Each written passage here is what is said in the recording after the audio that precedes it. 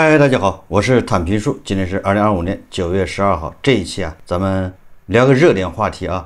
我今天在网上看到一篇文章啊，它的标题叫“清北扎堆，行业离崩盘不远了”。它这文章的意思是，当一个行业有大量的清华北大的这个毕业生蜂拥而入的时候，他说这个行业离暴雷、离这个崩盘还有8个月时间，有零有整啊。为什么这么说呢？我们看看他说的有没有道理啊。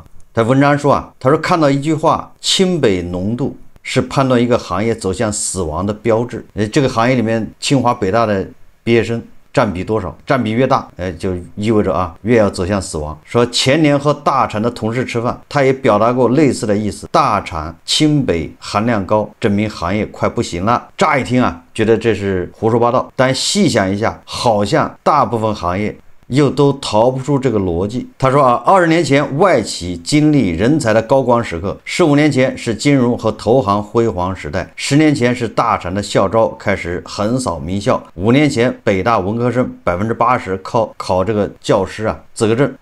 这些都预示着后来这些行业都不行了，尤其是现在老师这个也已经不保险了，铁饭碗不铁了。他说，结果现在外企朋友纷纷下岗，金融投行从朝阳变夕阳，大厂35岁就踩进了退休的年龄，而教育机构更惨了，遭遇双减，3000万下岗。从结果来看，名校学历等于行业明灯，麦研究院追踪10大顶尖高校的就业情况，甚至得到了一个更精准的结论：当清百人涌入一个行业，往往预示着行业黄金期还剩8个月。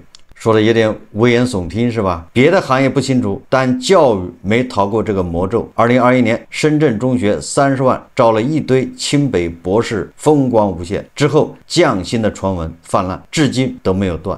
这个似乎说的也有道理，也不是，就是说这个表象还是这么个表象，但是它中间是不是有内在的联系？这个还要具体情况具体分析我们看到了清北的学生进入教育行业，然后现在也看到教育行业不行了，然后我们看到清北的学生进入这个金融行业，金融行业现在好像也不像以前那么风光，是不是就可以得出清北的学生进入哪里就不行？这个我们看到文章怎么说他说为什么现实生活如此反认知？可能是因为 Top 2大学毕业的人都太聪明了，聪明人得到的机会比普通人多，选择也多，但世界500强年薪100万都在朝他们招手的时候，他们是不会愿意冒一点风险的，选的一定是当下最好的公司，赚最多的钱。然而大家应该都听过一句话，叫巅峰之后都是下坡路。再牛逼的行业，辉煌的赛道，也逃不过这条自然规律。什么规律呢？说当一个行业开始只招顶尖人才时，意味着行业可能正接近饱和状态，反而是处于上升期的行业，因为前景不明朗，收入一般，鲜少有清北毕业生问津。他这么解释还有一定的合理性就是清北毕业的学生，他肯定愿意去那个成熟行业，去了就能拿高薪的，或者是所谓的能够肉眼可见的朝阳行业，工资很高。那相对这些行业实际上已经是日暮西山，应该这么理解。但是有些行业因为看不到前景，还处于一个叫探索期，那这清北的学生他是不愿意去，恰恰是这些行业很容易跑出黑马。这种解释好像有一定的合理性。他说以大厂为例他说很多人都想当然的感觉互联网黄金10年做贡献的码农主要来自清北，但实际上北航北邮才是中流砥柱。刚知道的时候我也不敢信，后来还是有个朋友点破说，清北学计算机的不可能留在国内，都跑到美国深造去了，因为硅谷收入高，让他们陪中国互联网玩养成游戏根本不可能。所以浙大的梁文峰搞 DeepSeek， 上海大学的王欣欣做出机器人，电子科技大学的什么大杀四方，但你在创新行业里几乎看不到 Top 2的影子，这个又涉嫌叫幸存者偏差了。上面这些人是创业的，清北毕业的未必就是个好的企业家创业，所以这个不能混为一谈。也有很多清北毕业的事业有成，对吧？他也搞的企业所以这个有点这个给人感觉刻意对清北的是带着滤镜，戴着有色眼镜绩优主义下筛出来的名校生，往往比学渣更容易陷入认知惯性，从而放弃人生更多可能性。他说啊，今年高考后的专业填报，一个有意思的现象是，不少警官学院成了热门。中国人民公安大学在江苏的录取最高分为663分，就是一种过度内卷。某种意义上，这是一种过早优化，想得太透，卷得太早。学霸家长迫于当下的经济形势和就业压力，早早的为孩子规划出路，尤其是在经济下行期，大部分行业都在走下坡路。Top 2会惯性的选择就业安全区，因为就业机会多。北大博士应聘城管，半数清华毕业生卷入体制内，他们宁可去大专的地里刨食吃，也不愿意冒险去搞创业创新。结果死掉的行业越来越多，比一本好找工作的清北生行业明灯感越来越强。虽然不是清北生毁了行业，但看起来他们确实充当了行业避坑的风向标。他说，经济下行期，名校生更难成功。2013年，美国公共电视台采访诺贝尔经济学家克鲁格曼，曾问过一个问题：经济危机时期毕业的大学生需要多少年才能赶上繁荣期毕业生？克鲁格曼回答：永远赶不上，原因是经济衰退不仅导致毕业生初始收入下降，还会通过职业路径锁定效应重塑个人发展轨迹。比如危机周期的毕业生往往被迫进入低质量企业或非对口岗位，而这些早期职业选择可能长期限制其晋升空间的职能积累。学渣卷不动高考，中考分流直接放弃上高中，卷去更容易找工作的职业学校。普娃卷不动985、211，也能立刻转轨大专院校，如铁路、师范、警察学校今年爆火。他说，但能上清北的学霸没有更多选择，除了卷高考卷到尽头，学习和成绩让他们与众不同，也成了困住他们向外拓展边界的牢笼。大多数人习惯沿着一条路径向上卷，在学校里卷成绩、卷分数、卷考研，走出学校卷薪资、卷职位、卷编制。他说啊，之前这个杂志啊，人物杂志啊，做了一个访谈，有一个清华生从大1到大4，每年出校门不超过8次，其余的时间都拼命学习，因为身边厉害的人太多了，只能拼命的卷下去，稍微放松一刻都怕机会从指缝中溜走。他说，清华是一个能够成就很多人，也能够摧毁很多人的地方，因为清北没有容错率，别人评价你的标尺只有聪明、努力、优秀，一切都要出类拔萃。学金融不进顶尖投行，医学院毕业不进3甲，就会被周围的人目光凝视到无地自容，像饺子一样在家待业2、3年做动画。对清北生来说根本不可能。就一个人的优秀啊，来自哪里，成就的上限就会在哪里。说北大的在读期间考教资几乎成了一种标配，北大的学生都要考教师资格证吗？说毕业考编，通过一场考试进入体制内，一辈子搬砖，不用再考虑变化。经济下行期啊，名校毕业生的困境还有一个原因，说北大博士李松蔚在圆桌派曾经说，受过高等教育的人容易被 PUA， 因为高等教育始终在告诉你，你要突破自己的舒适区，不能你舒适什么就接受什么，不舒服就不接受，必须要去接受那些痛苦的东西。换句话说啊，说越是顶尖的名校，越容易筛出绵羊式的精英，因为那些不听话的有想法的学生可能在报考调剂阶段就放弃了。说在就业难的当下，没人能逃过未来如何养活自己的问题，但如果一个优秀的苗子只是考虑吃饭的问题，或许会把自己未来置入更大的风险之中。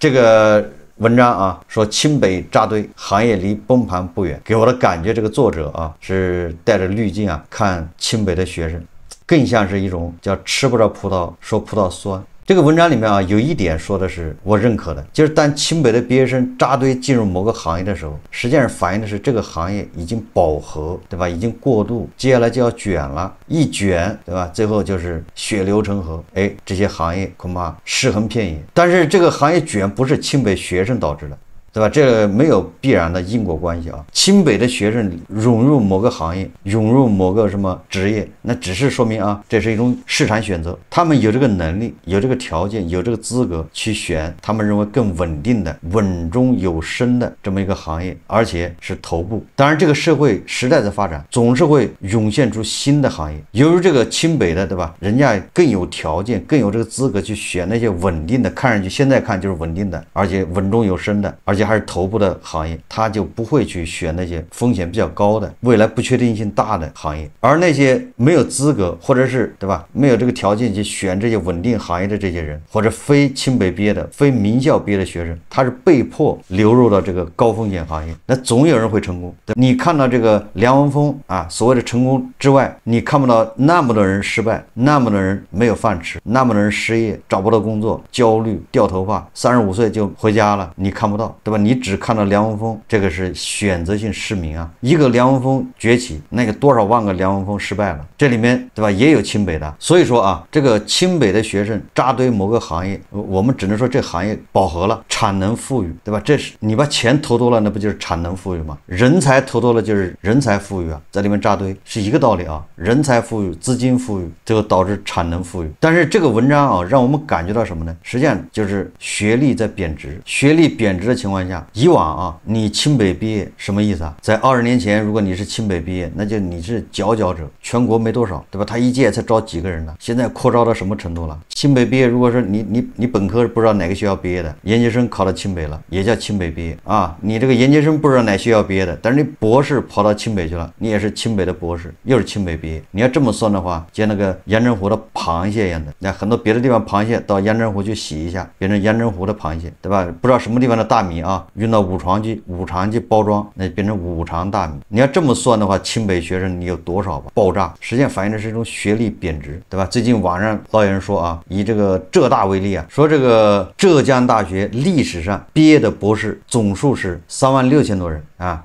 准确的说啊，这个浙大从1999年到2024年这25年里面，一共毕业博士生36877名，一共才培养这么多博士。但是浙大现在目前啊，在读的还没毕业的博士20394人，这什么意思啊？这不就说明这读博士人太多了吗？2024年全国教育事业发展统计公报显示，2024年全国毕业研究生108万，其中博士9.72万人，硕士98.64万，多吗？这是2024年毕业的啊。2024年在读的博士，就是还在读的没毕业的，2024年啊67.6万人，这是个巨大的人才库啊，60多万的博士啊。2024年博士招生是17万，对吧？毕业才9.7万。又招了17万，就翻了1倍，什么概念？腐朽没落的美的啊，他一年招的博士生好像只有5万多，就是咱们已经是他的3倍以上，可以说是清产市遥遥领先。实际上就说明什么呢？说明这个学历在贬值，所以很多清北的博士跑到深圳中学去当老师，还有清北的博士去应聘城管。这个文章还有一个不好的地方啊，它有一个假设前提，就是它有一个背景，什么背景呢？就是对清北的一种膜拜，它对清北的膜拜才会导致啊走向反面。实际上对清北要平常心看待，这些考上清北的这些人呢，他只是学习好一点，对吧？不代表他就能创业。你要创业，你要成功，学习只是一方面，对吧？而且学习还不是这个必要条件，对吧？有的人学习不好的人反而更能成功，这不就是那个谁王健林说的吗？清华北大不如胆子大，对吧？那就看你在什么时期。如果要以赚钱多少叫成功的话，你看看那个什么那些直播带货的那些达人，那些头部，那个辛巴是什么学校毕业啊？那小杨哥是什么学校毕业啊？那个李佳琦什么学校毕业啊？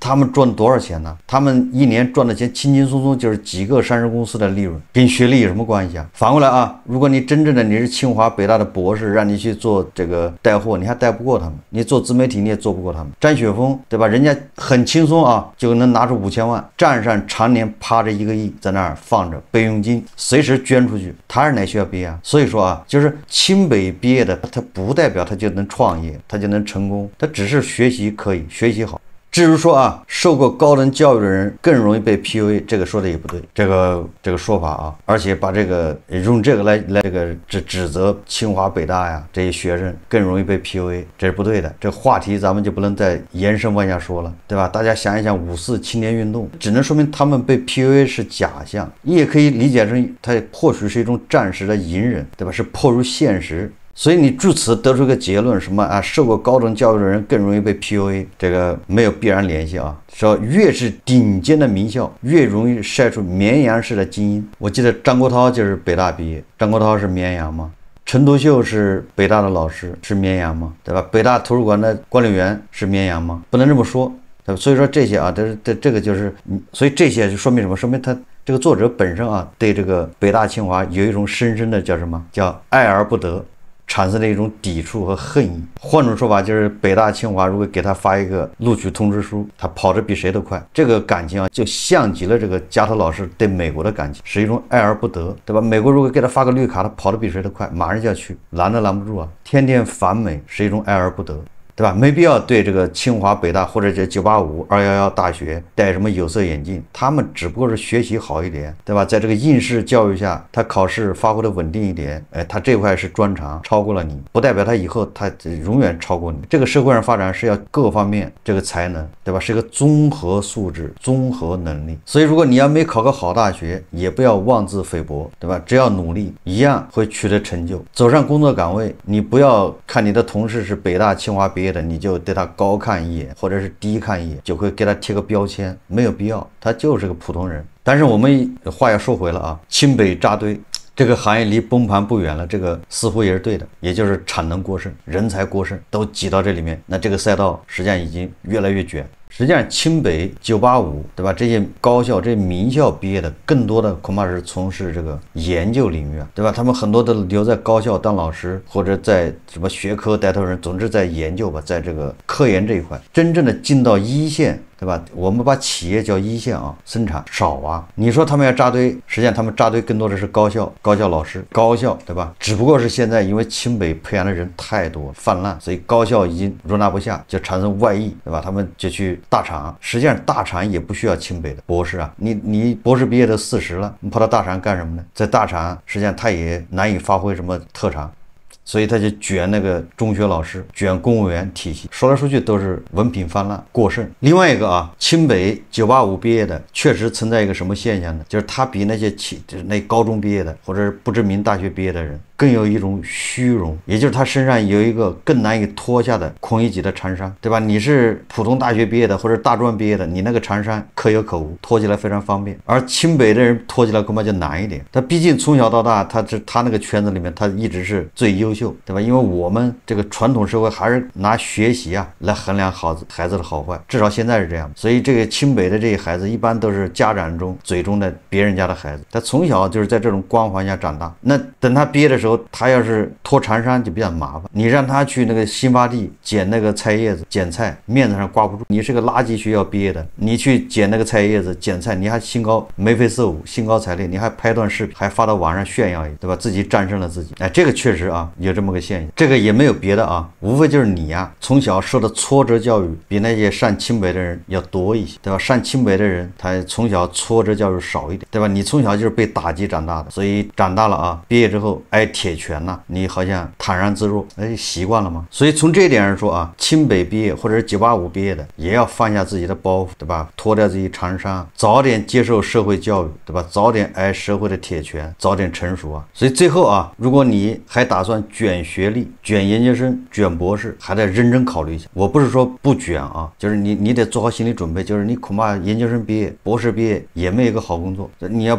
把这个想明白，别到时候把心态撞坏了，对吧？你好不容易卷到博士毕业找不到工作，人受不了这打击，精神垮下去了，放不着。确实有很多人心态有问题啊，就是很多人心态不好，他过不好这一生啊，过不好。比如说啊，他看到黄金涨了，他没买，他就后悔，他也不知道怎么买，对吧？买了黄金有什么风险，对吧？这炒黄金，黄金的价格在涨，和他买黄金能不能赚钱，这是两个事情，对吧？这个差距还挺大，但是这些人他搞不清楚。总之，你看黄金价格涨了，他没参与，他就后悔，压力特别大。哎，比特币价格涨了几百倍、上万倍，他没买着，他没参与，他也后悔，对吧？寒武纪300的时候他没买，现在1200了，他也后悔。我认为啊，其实这些人你不要后悔，你后悔的应该是你爸、你爷爷，对吧？你爸赶上这个好时候，改革开放这么多年，这么多大潮，对吧？这么多发财的机会，没有一个赶上的，对吧？应该你回去问问你爸，后悔不后悔？你爸这些年都干了些啥，对吧？这个改革开放40年那么多风口啊，不写首富卖矿泉水都卖成首富啊，对吧？轻轻松松就拿多少亿美金在那做家家族信托啊，人家就卖水呀。你爸干啥了？为啥不卖水啊？还有人买了黄金的，他也后悔，为什么后悔啊？买少了，对吧？我只买了1万块或5万块的，对吧？早知这样，我把房子押出去，把爹妈在百合网挂出去，加杠杆上，对吧？七大姑八大姨借呀，对吧？这短短半年，说不定就财富自由了，他能不后悔吗？实际上这都是心态问题，你心态摆不好，过不好这一生，对吧？即便啊，他真的把他爸妈在百合网挂出去了，七大姑八大姨借钱，把房子押出去，全部赌上赚了，他还是会后悔，对吧？这是心态问题。所以说心病还属心药医啊，就是你得把心态调整好，你才能过得好，否则你过不好的。好，这期节目咱们就聊到这里，感谢大家收看。如果喜欢我的节目，欢迎订阅转发，也可以在下方留言评论，谢谢大家。